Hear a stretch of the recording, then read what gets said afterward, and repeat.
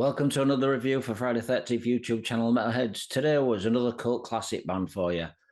This is the band The Rods. They're about to release their new album on Massacre Records. It's the first one in many, many years. It's called Rattle the Cage, and it's coming out on the 19th of January 2024. If you're a Rods fan, this is for you, Metalheads. Now, this power trio have been around since the early 80s. I grew up listening to these guys, and I was first introduced to the band when they released the album Wild Dogs. The cover struck me very much at the beginning, but the music on that album is fantastic. For me, it's one of their cult classic albums, if not the cult classic album by the Rods. As we all know, this band features Canedy on drums, would have Dave "Rock" Feinstein on guitar and vocals. Now, we all know David's also related to Ronnie James Dio.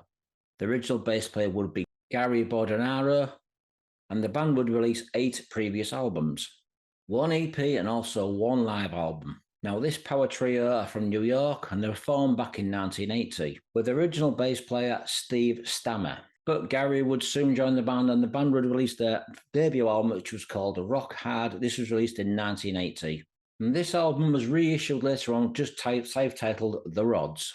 In 1982, the band released Wild Dogs, and like I said earlier, this is a brilliant album. The thing that struck me about this album was the album cover, a 3-headed dog.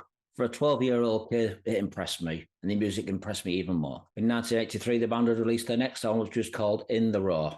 This was followed by the live album, just called Live in 1983. The next album that the band would release was released in 1984. This was released on Music for Nations. It was called Let Them Eat Metal. The thing is, the album cover was quite a tasteful cover, or untasteful cover, depending on which way you want to look at it. A woman there with a vibrator in her hand in stockings and suspenders.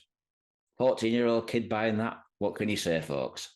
After the success of that album, the band would release the next album, which was called Hollywood. This was later on reissued in 2015. The band would do an album called Heavier Than Thou in 1986, followed by Vengeance in 2011, Brotherhood of Metal in 2019, and the new album, which is about to come out, Rattle the Cage, in 2024.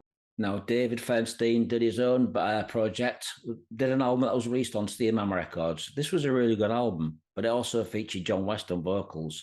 Canedy is a fantastic drummer. He's also a fantastic drummer. Back in the early days, he did some great albums like Raven, Anthrax. The list went on. A fantastic drummer and producer.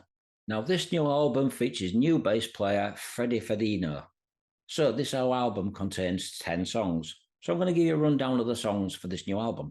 The album would open up with the song Now and Forever, followed by Wolves at the Door, Cry Out Loud, Rattle the Cage, the title track, Can't Slow Down, Metal Highways, Hell or High Water, Play It Loud, Shockwaves, and the last song would be called Hearts of Steel.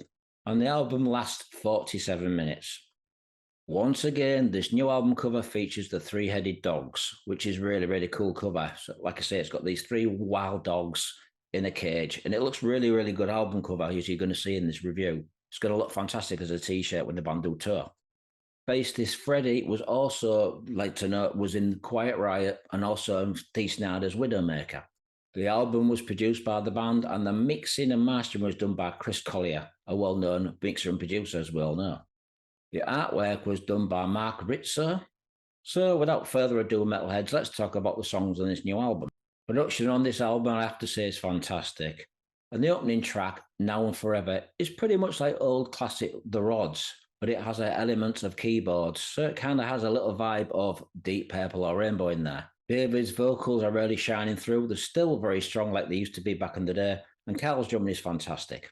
The song's pretty catchy, and it's got elements of fresh ideas, so it's like old school The Rods with a modern sound. So if you like the old school stuff with a modern twist, this is a great song for you to check out. It's called Now and Forever, first song on the album. The next song is called Wolves at the Door. Me personally, I think this should have been the opening track. It's got more of a kick to it, and it certainly sounds like something off Wild Dogs or Let Them Eat Metal. So if you do like the songs off that album, this is old school Rods, and it's fantastic. Besides sounding like classic Rods, it also reminds me of Exciter from Canada when they do the slow songs, and it also has a hint of the Anvil in there as well. So all those 3 bands combined in one, this is a great song. It's called Wolves at the Door, and it's certainly one of the best songs on the album. Next song is called Cry Out Loud. Now, this is a really cool song, especially if you're a fan of Ronnie James Dio's music and Ronnie James Dio in Black Sabbath. As I said earlier, David was the cousin of Ronnie James Dio. This is a really cool, catchy song. The song also reminds me a little bit of Black Sabbath's Heaven and Hell.